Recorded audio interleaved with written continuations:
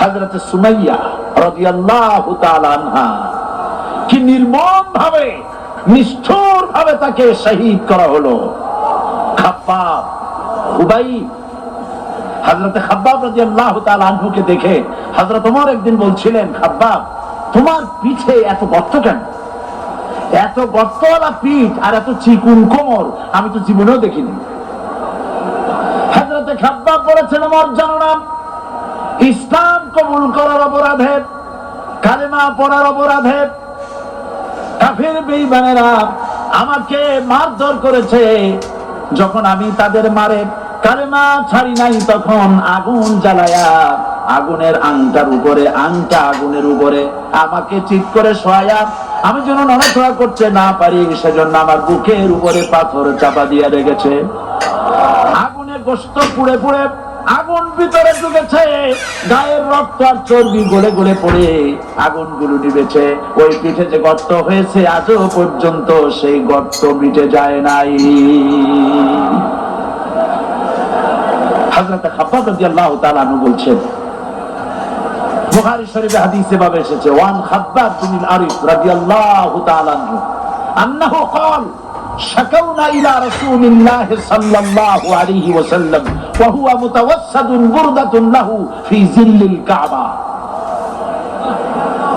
আমি গেলাম রাসূলুল্লাহর কাছে, যে দেখি হুজুর বাইতুল্লাহ শরীফের ছায়ায় আরাম ফরমাচ্ছেন। আমি কাছে গিয়ে বললাম, আলা তাস্তানসিরু লানা আলা তাদউ লানা ইয়া রাসূলুল্লাহ, হে রাসূল, আপনি কি আমাদের জন্য দোয়া করবেন না? আপনি কি আমাদের জন্য আল্লাহর কাছে সাহায্য প্রার্থনা করবেন না? মার খেয়ে খেয়ে তো শেষ হয়ে গেলাম। শুনতেছেন আপনারা? আল্লাহর নবী উঠে বসলেন, বললেন, খাব্বাব শোনো, তোমাদের আগে যারা এই পৃথিবীতে এসেছিলেন দ্বীনের দাওয়াত দেওয়ার জন্য, সমকালীন রাষ্ট্র শক্তি তাদেরকে ধরত, ফায়ুখাজুর রাজুলু ফায়ুহফারু লাহু ফিল আরদ, তার জন্য তারে ধরে নিয়া মাটির মধ্যে গর্ত করত, ফায়ুজআলু ফিহা, এরপরে সেই গর্তের ভিতরে তাকে কোমর পর্যন্ত গেড়ে দিত। সুম্মা ইউতা বিল মানশার, এরপরে করাত আনা হতো, ফায়ুদাউ আলা রাসিহি, এরপরে করাত চাপ মাথার উপরে রাখা হতো, ফায়ুজআলু নিসফাইন, এরপরে করাত দিয়া চিরে চিরে চিরিত মানুষটাকে দ্বিখণ্ডিত করে ফেলে দিত। মা ইয়াসুদ্দুহু যালিকা আন দীনি, এত কষ্ট দেওয়ার পরেও, এত জুলুম করার পরেও দ্বীনের দায়ীদেরকে এক চুল পরিমাণ আল্লাহর রাস্তা থেকে তারা সরায় দিতে পারে নাই। ওয়াল্লাহি, ও খাব্বাব, আমি আমার আল্লাহর নামে কসম করি। মুসলমান কে কসম করতেছে? আল্লাহ রাসূল। আমি আমার আল্লাহর নামে কসম করি, ওয়াল্লাহি লা ইউতাম্মান্নাল্লাহু হাযাল আমর হাত্তা ইয়াসির রাকিবু মিন সানা ইলা হাযরামাউত। সেদিন বেশি দূরে নয়, ইয়েমেনের রাজধানী সানা থেকে শুরু করে সৌদি আরবের হাযরামাউত পর্যন্ত হাজার হাজার মাইল, এই দীর্ঘ পথে যুবতী নারী তার সৌন্দর্যের পশ্চা নিয়া, আর ধনাঢ্য ব্যক্তিরা, সওদাগরেরা তাদের টাকা পয়সা নিয়া একাকিনী অথবা দলবদ্ধ ভাবে মানুষেরা যাতায়াত করবে। লা ইয়াখাফু ইল্লাল্লাহ, মানুষের মনের মধ্যে কোনো ভয় থাকবে না। এমন একটা সময় আসবে, ওয়ালাকিন্নাকুম তাস্তাজিলুন, অথচ তোমরা বড্ড তাড়াহুড়ো করছো। তাড়াহুড়ো করো না, অপেক্ষা করো, ধৈর্য ধরো, মার খাও, জেলে যাও, শহীদ হও, আল্লাহর রাজ কায়েম হবেই হবে।